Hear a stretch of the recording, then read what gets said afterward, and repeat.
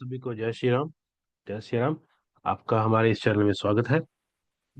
अभी तक हम बात कर रहे थे ब्रेन लाइन के बारे में। आप अपने सामने एक हाथ भी देख रहे हो। तो आज हम इसी सीरीज को आगे बढ़ाएंगे और बात करेंगे कि ब्रेन लाइन को हम और किस तरीके से डिफाइन कर सकते हैं, इसमें क्या क्या वेरिएशंस हो सकती है। आज जो मैंने एक एरो बना रखा है, मैं थोड़ा सा ना इसको आपको दिखा भी देता हूँ। ब्रेन लाइन आपको मालूम ही है, जैसे कि ये आपकी ब्रेन लाइन यहाँ से ऐसे ही नीचे जा रही है। ज्यादातर आपने देखा होगा कि ब्रेन लाइन और आपकी ये जो अर्थ लाइन है, जिसको हम लाइफ लाइन बोलते हैं, ये दोनों ऐसे आपस में जुड़ी होती हैं। जैसे ये आपकी लाइन है, इसको बोलते हैं जीवन रेखा, और ये आपकी ब्रेन लाइन होगी। ये दोनों ऐसे जुड़ी रहती हैं। आज हम इन दोनों वेरिएशन के ऊपर बात करेंगे कि जब इन दोनों के अंदर, जैसे कि अब ये आपकी ब्रेन लाइन है, ये आपकी जीवन रेखा है, इन दोनों में अगर गैप है उसका क्या अर्थ है, और अगर ये दोनों रेखाएं आपस में जुड़ी हुई हैं तो उसका क्या अर्थ है। तो इन दोनों चीजों को हम आज जानने की कोशिश करेंगे और इसके बारे में थोड़ा सा विश्लेषण करेंगे, थोड़ा सा एनालिसिस करेंगे कि इसका आखिर अर्थ क्या होता है, इसका मतलब क्या है। कि कभी तो ये दोनों हाथों में आपको जुड़ी हुई मिलेंगी, ठीक है, और कभी आप इन दोनों में गैप देखेंगे, और कितना गैप हो तो उसका क्या मतलब है, और कम ज्यादा गैप है तो उसका क्या अर्थ है। तो आज हम इसको देखते हैं। तो जो ब्रेन लाइन की जो शुरुआत है, अगर ये शुरू से ही ऐसे जहां मैंने एरो बना रखा है ना, ये आपकी जीवन रेखा है, और ये आपकी ब्रेन लाइन है, इसको मस्तिष्क रेखा ही बोलते हैं ना। अगर इन दोनों के अंदर गैप है तो ये बहुत कुछ रिवील करती है इंसान की पर्सनैलिटी के बारे में। ये दिखाती है कि इंसान कितना इंटेलेक्चुअली इंडिपेंडेंट है। ठीक है। जितना इन दोनों ब्रेन लाइन के अंदर और आपकी जीवन रेखा के अंदर और आपके मस्तिष्क रेखा के अंदर जितना ज्यादा गैप होगा, ठीक है ना, जब जैसे कि गैप है, तो उतना इंसान मानसिक तौर पे मेंटली ओपन होगा, और वो अपनी अपने डिसीजन लेना, अपने निर्णय लेना, इन इन चीजों में वो काफी फ्रीडम होगी, उसको काफी स्वतंत्र होगा अपना, अपने बारे में डिसीजन मेकिंग बड़ी जल्दी ले सकेगा। किसी के ऊपर वो डिपेंडेंट नहीं होता मेंटली, एक्चुअली मेंटली वो ज्यादा डिपेंडेंट नहीं होता उतनी ज्यादा। जल्दबाजी से नहीं कहेंगे, लेकिन क्विक डिसीजन अपने बारे में ले पाएगा वो। और इंटेलेक्चुअल भी काफी होगा, अगर क्वालिटी अच्छी है तो ये चीज आपको देखने को मिलेगी, इंसान के अंदर आइडियाज बड़े अच्छे आएंगे उसके दिमाग में, और ऐसी ऐसी एस्पिरेशंस होंगी कि अपने आप को नई ऊंचाइयों के ऊपर लेके जाना, अपनी जीवन में अपनी तरक्की के बारे में बाकियों से ज्यादा सोचना, जिनकी दोनों लाइनें आपस में जुड़ी हुई हैं। तो इनका एक अलग ही मेंटल लेवल होता है, अलग ही एक सोचने की इनकी क्षमता कह सकते हैं आप, अलग ही होती है बाकियों से। ठीक है ना। अब अगर मान लो ये जो गैप है, ये दोनों हाथों में बहुत ज्यादा गैप है, तो ये भी इतना अच्छा नहीं माना गया है। अगर दोनों हाथों के अंदर गैप बहुत ज्यादा है तो ये थोड़ा सा इंसान ना लापरवाह भी हो जाता है, और कहीं ना कहीं पे एक साइकोलॉजिकल सेपरेटनेस आ जाती है। इंसान अपनी बहुत ज्यादा एम्बिशियस हो जाता है, हाई माइंड हो जाता है, आउटगोइंग पर्सनैलिटी होती है उसकी, और हर तरीके का एक्सपेरिमेंट करना चाहता है लाइफ में। ठीक है। तो और इतनी ज्यादा हाई एक्सपेक्टेशन हो जाती हैं कि कई बार तो वो अपनी जो फैमिली की जो उनकी बैकग्राउंड है, उसकी रूट्स है, उससे हट के काम करता है इंसान।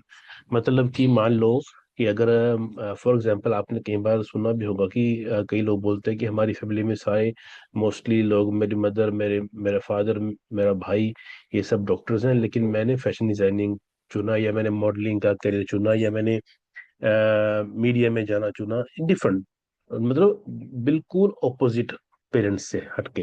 तो और ये लोग बहुत कम अपने ट्रेडिशंस, वैल्यूज को भी फॉलो करने वाले होते हैं। ये कोशिश करते हैं कि इनको अलग से एक पहचान मिले, अलग से एक रिकॉग्निशन मिले। ठीक है ना। तो इस तरीके से हाईली एम्बिशियस होते हैं, तो उस एम्बिशन को पूरा करने के लिए नए नए एक्सपेरिमेंट करना, नई नई चीजों को सोचना, उनके ऊपर काम करना, नए नए आइडियाज को लेके आना। अगर फैमिली में कोई घर का, ऑफ कोर्स पेरेंट्स ही होंगे, अगर पेरेंट्स कुछ बोलते हैं कि नहीं, हमारी ये ट्रेडिशंस वैल्यू चली आ रही है, या हमारे फैमिली में ऐसे ऐसे काम होते हैं, या जॉब होती है, या बिजनेस होता है, तो ये लोग उससे थोड़ा सा हट के चलते हैं, हट के काम करते हैं। मेरा कहने का मतलब ये है। ठीक है, तो इस तरीके से इसको हम डिफाइन करते हैं जी। अब इसके अंदर एक चीज और हो जाती है कि ये अपने पेरेंट्स से इमोशनली, चाहे जितने मर्जी क्लोज क्यों ना हो, ये बात बड़े ध्यान से सुनना, इमोशनली चाहे जितने मर्जी क्लोज क्यों ना हो, लेकिन कहीं ना कहीं पे एक रिफ्ट रहता है रूट्स, रूट्स के, उनकी रूट्स से। मतलब ये आप ये देख लीजिए कि जिनकी दोनों मतलब जीवन रेखा और मस्तिष्क रेखा में गैप है, और उसकी जो ये आपकी मोस्टली ऐसे लोग अपने घर से दूर रहते हैं। मतलब या तो वो विदेश में होंगे, या फिर वो जहां से बॉर्न हुए हैं वहां से दूर चले जाएंगे। और अगर उनकी जो फेट लाइन है यहाँ से ऐसे चल के ऊपर गई है, मून से चल के ऊपर गई है, तो 100% उनकी फॉरेन सेटलमेंट हो जाती है। बाकी चीजें हमें देखनी होती हैं कि जो जीवन रेखा है उसने कितना लंबा घेरा लिया है। जैसे हमने पहले जीवन रेखा में पढ़ा, वो सब चीजें अगर है, तो ये लोग विदेश में सेटल हो जाते हैं, ऐसा भी देखने में आया है। तो काफी बहुत एम्बिशियस लोग होते हैं। ठीक है। और अगर बहुत ज्यादा गैप है तो बहुत ही ज्यादा एक हाई अचीवर लोग होते हैं, और अपने आप को उस लेवल पे लेके जाने के लिए, या उस ऊंचाई के ऊपर लेके जाने के लिए अपने आइडियाज को ये लोग इम्प्लीमेंट भी करते हैं। ऐसे नहीं कि सोच लिया बस सोचते ही रहे, क्योंकि शुरू से इंडिपेंडेंट होते हैं, आउटवर्ड होते हैं, अपनी बात को अच्छे से रख पाते हैं। दिमाग बड़ा शार्प होता है अगर क्वालिटी अच्छी है लाइन की। तो ये सब चीजें आपको देखने को मिलेंगी अगर ये दोनों में गैप है। तो कहीं तो इनमें जो की पॉइंट्स होते हैं ना, वो ये की पॉइंट्स ये है कि एक तो ये लोग अपनी ट्रेडिशंस को ज्यादा फॉलो नहीं करते। जो घर में एक परंपरा चली आ रही है जॉब करने की, या बिजनेस करने की, या एक ही प्रोफेशन को में जाने की, या और भी कोई ऐसी चीज है, तो उससे थोड़ा सा हट के जाएंगे। अपने जितने मर्जी चाहे अपने पेरेंट्स के साथ या घर वालों के साथ इमोशनली अटैच हों, लेकिन अगर प्रैक्टिकल कहीं पे बात आएगी, या कुछ ऐसा कुछ करना है जहाँ पे इनको लगता है कि नहीं नहीं क्योंकि इस प्रोफेशन में या इस डायरेक्शन में मेरी एक अच्छी प्रोग्रेस हो सकती है, या मैं एक अच्छी हाइट पे जा सकता हूँ या जा सकती हूँ, तो ये लोग उसको ज्यादा चुनेंगे, फिर ये किसी की सुनेंगे नहीं।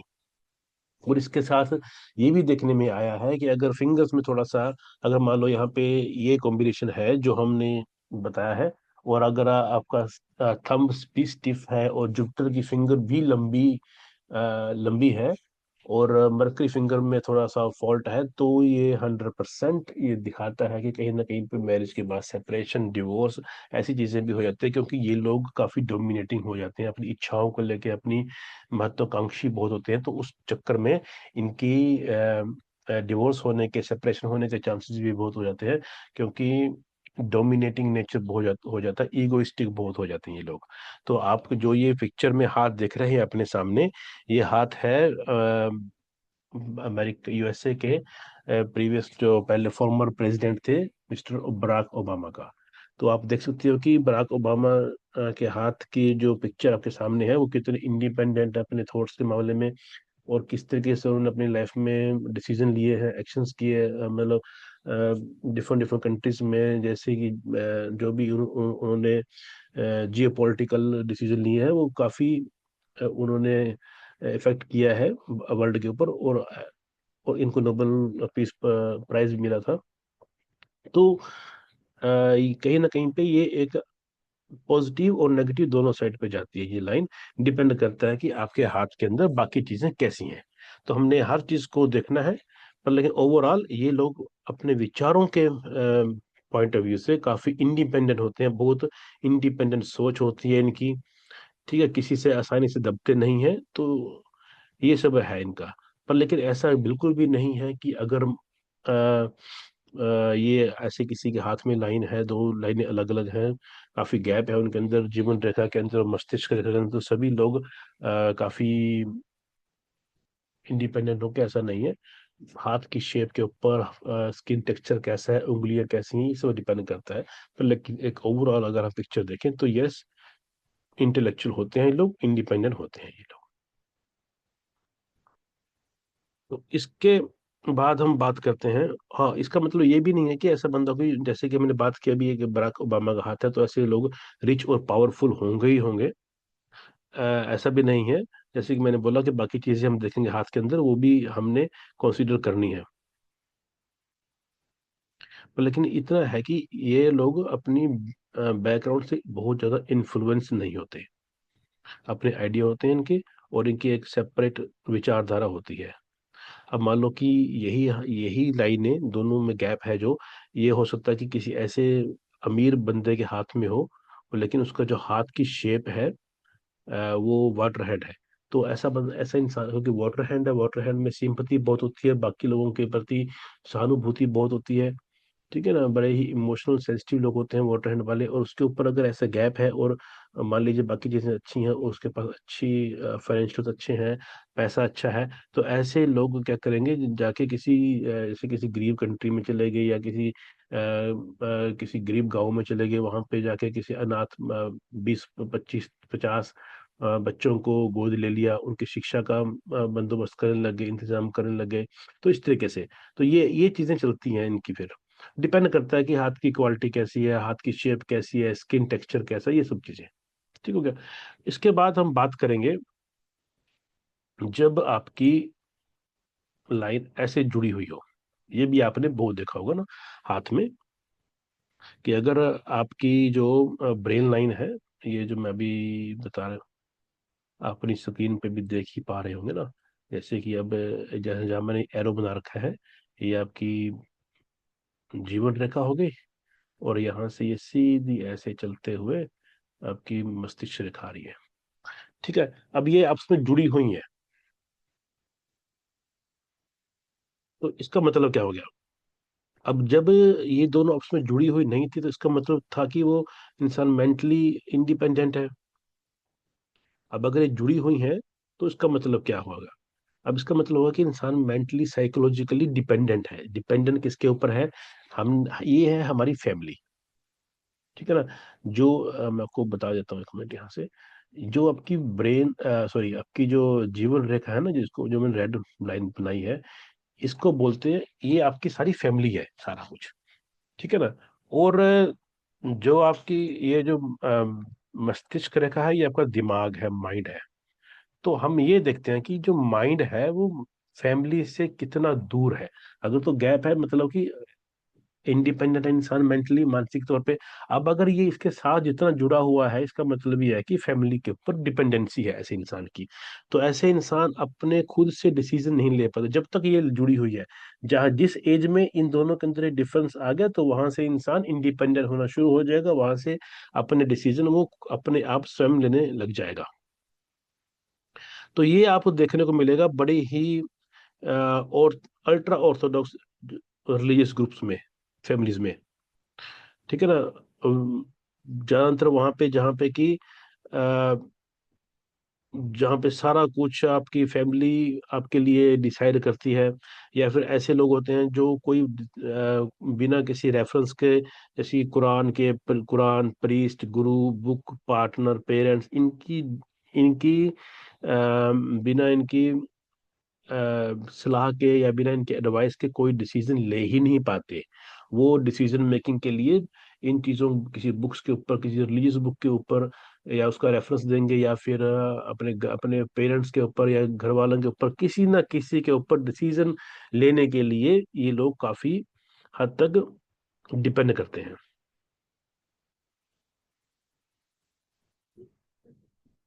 अब अगर मान लो कि ये चीज आपकी पैसिव हैंड में है। पैसिव हैंड, वो जो आपका एक्टिव, एक एक्टिव हैंड होता है, एक पैसिव हैंड होता है। पैसिव हैंड मैं पहले आपको बता चुका हूँ कि जो हम डेली रूटीन में ज्यादा यूज नहीं करते, उसको पैसिव हैंड बोलते हैं। वो लेफ्ट भी हो सकता है, वो राइट भी हो सकता है। अगर मान लो ये चीज आपकी पैसिव हैंड में है, तो इसका मतलब ये है कि ऐसे इंसान को बचपन में बहुत ज़्यादा पैम्परिंग की गई है पेरेंट्स से। उसको ओवरली पैम्पर किया गया है, मदर की मदर से या फादर से या दोनों से। काफ़ी उसको उसको लुक आफ्टर किया गया है। ठीक है, तो इस तरीके से अब अगर मान लो कि ये लाइन आपकी बहुत लंबी है, आगे चलेगी नीचे तक, नहीं ऐसे तक, वो जुड़ी हुई भी है, तो इसका मतलब ये हुआ कि इंसान सोचेगा बहुत, विचार बहुत करेगा, डिसीजन आइडिया बहुत आएंगे उसके दिमाग में। ठीक है, पर लेकिन लैक काफी कहीं ना कहीं पे वो काफी सोचेगा, लेकिन अपने विचारों में उसको इंडिपेंडेंस नहीं होगी। अपने जजमेंट में वो इतना विश्वास नहीं कर पाया कि यस कि मैंने अब डिसीजन ले लिया है, अब ये डिसीजन सही है या गलत है, तो उसको उस डिसीजन को सही या गलत देखने के लिए या उसको साबित करने के लिए किसी दूसरी की एडवाइस चाहिए होगी, अगर ये बहुत लंबी, क्योंकि अब अगर ब्रेन लाइन बहुत लंबी हो जाती है ना आपकी, तो इंसान सोचता बहुत है, मतलब एक क्विक डिसीजन नहीं ले पाता। अब एक तो वो क्विक डिसीजन नहीं ले पा रहा है कि लंबी डिसीजन, लंबी लाइन है, और ऊपर से जुड़ी हुई है, तो उसको अपने डिसीजन के ऊपर भी शक रहता है कि पता नहीं मैंने ये जो डिसीजन लिया है, फैसला किया है, सॉरी मैं इंग्लिश थोड़ी ज्यादा मिस कर पा रहा हूँ, कर रहा हूँ। अगर मैंने ये कोई फैसला किया, ये सही है या गलत है, तो उसको अपने फैसले के ऊपर भी इतना यकीन नहीं हो पाता, तो वो कुछ ना कुछ किसी ना किसी को उसको हेल्प चाहिए होती है इस चीज को जानने के लिए कि जो उसने डिसीजन लिया है या जो वो सोच रहा है वो ठीक है या नहीं है। तो इस तरीके की इनके साथ कंफ्यूजन रहती है फिर। अब एक चीज और हो जाती है, अगर अब मान लो कि आपके पैसिव हैंड में तो ये लाइन जुड़ी हुई है ऐसे करके, ठीक हो गया, और एक्टिव हैंड में ये गैप गैप है ऐसे करके। ये जो रेड और ब्लैक है, ये मान लो आप पैसिव हैंड में है, और जो एक ये वाली रेड, एक मिनट मैं इसको ना दोबारा बना लेता हूँ, सॉरी, दूसरे कलर में ना, तो आपको थोड़ा ज्यादा क्लियर हो जाएगा। ये हो गया अच्छी तरह।